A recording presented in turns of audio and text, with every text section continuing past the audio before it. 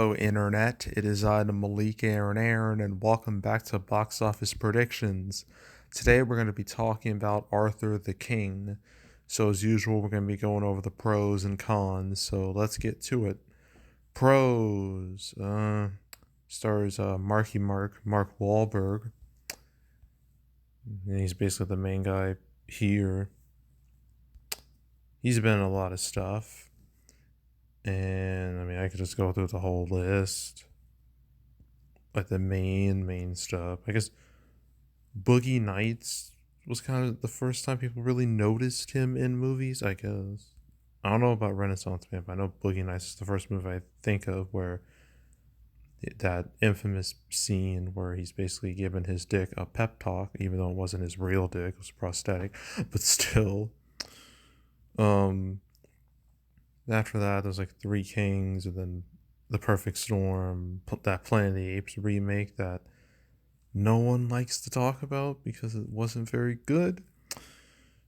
Then you got Italian Job, Invincible, not the animated show on Amazon Prime, not that. Okay, want to make that perfectly clear. Um, Four Brothers, The Departed, The Happening. Oh, that's a classic right there. I can still hear the line like, "What? No!" It's amazing. Max Payne, God, that was a disaster. Dayton, I'm pretty sure he was only like a. I think that may have just been an extended cameo. I don't remember. Other guys, The Fighter, Contraband, Ted, Pain Gain, Two Guns, Lone Survivor, Transformers: Age of Extinction. You know, the one where they literally spent a whole scene trying to justify, um, like Mark Wahlberg's like in the movie, his like underage daughter dating a dude quite a bit older than her, and using like this Romeo and Juliet card to justify it, even though in reality, the card they used was just bullshit. So yeah, I just have to bring that up every time I think of Transformers 4. I have to, because that whole scene is that movie's legacy. It really is. Let's see, there's Daddy's Home. I guess Ted too, but that really wasn't a big hit. Daddy's Home, Transformers 5. Oh my god. Oh, I don't want to be thinking of these Transformers movies. 'Cause last night was like probably one of the worst movies I've ever seen in the theater. Straight up, I never want to think about it. So yeah, I'm getting flashbacks just even hearing the name. It's Daddy's Home 2, Instant Family. That movie's really good. I think it's hella underrated. Scoob, a movie that got screwed over hard by COVID.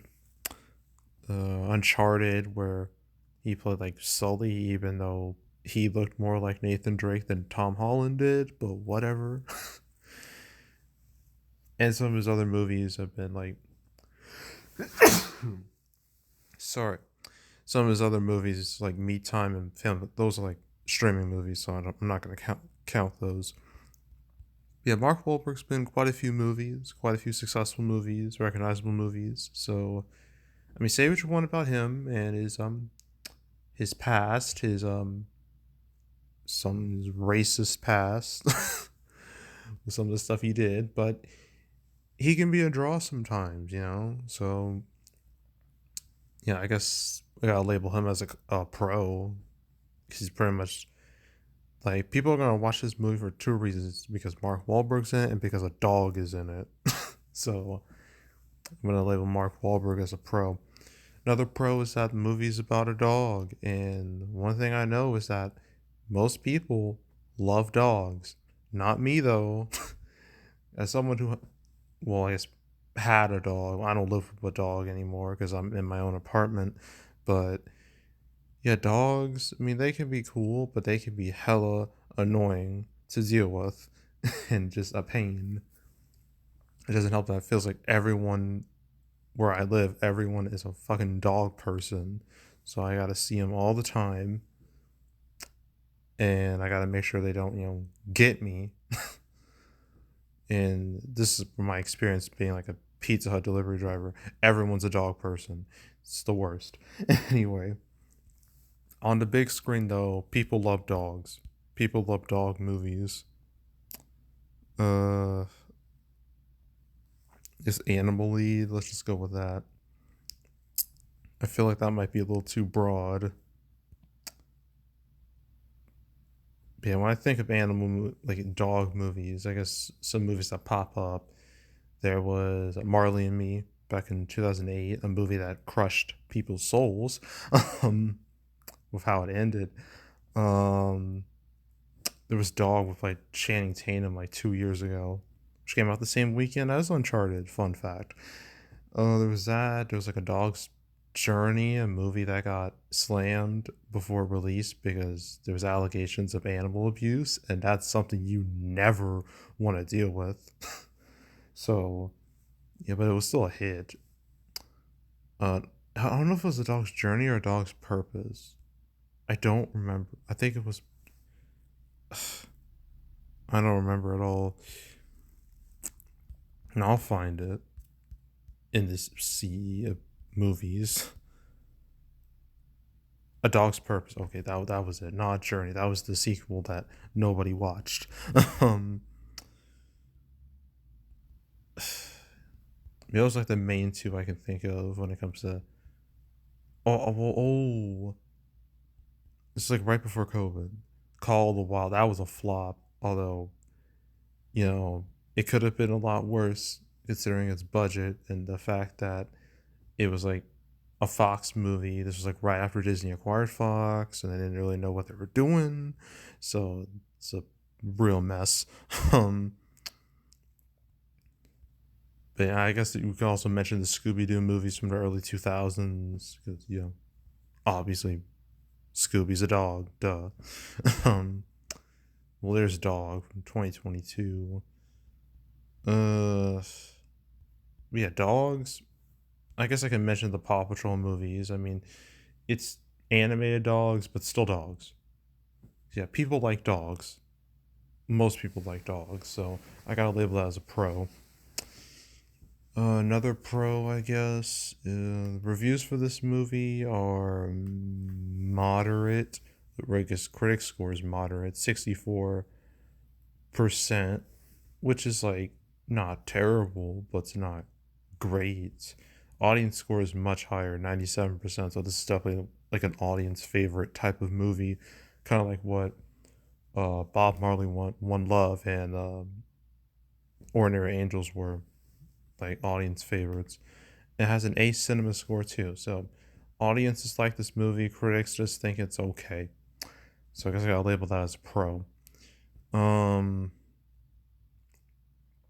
I guess its advertising campaign has been like, I'm not expecting a big money advertising campaign for this, but it's like it's fine, whatever. Like I think I've seen like ads here and there. So it's better than nothing. So I guess that's kind of a minor pro. And I think that's it. Okay, cons. There's a lot of movies out right now. There's a lot of movies that are about to come out. A lot of big movies. I mean, this month has been all about Dune Part 2, then Kung Fu Panda 4, then soon will be Ghostbusters Frozen Empire, then Godzilla X Kong, New Empire, those four movies. And then everything else is just kind of there. Everything else just exists. And this is one of those movies that just exists. Like this whole weekend is kind of just a waste. It's just a weekend that exists. That's all it is. It's a weekend to sleep in. That's how I would describe it. It's a weekend where you can literally do like anything else. Like you can watch Invincible season 2, episode 5. Since apparently people forgot about it, but I didn't. I watched it. It was amazing, as I expected. I mean, you can do that. You could prepare for X-Men 97 next week. You could, prepare for all the games coming out next Friday. Princess Peach Showtime and Dragon's Dogma 2 and Rise of the Ronin. You could do so many things other than, going to the theater this weekend because it's kind of a wasted time to do so. So yeah, this whole weekend is kind of a waste, and yeah, being surrounded by much bigger movies that doesn't help things. So yeah, overall, just the release situation around this movie, that's a con. Another con is that dog movies, like their success rate is very inconsistent. Sometimes they hit it big, sometimes no one cares about them. You know, I guess it kind of depends on like, I mean, I don't know. I don't exactly know what the secret sauce is when it comes to making a successful dog movie. I mean, I guess you need to have like a strong hook, or it needs to have like a good presentation. I don't know. I don't know. Sometimes people will just watch them just because, and sometimes they'll just be ignored.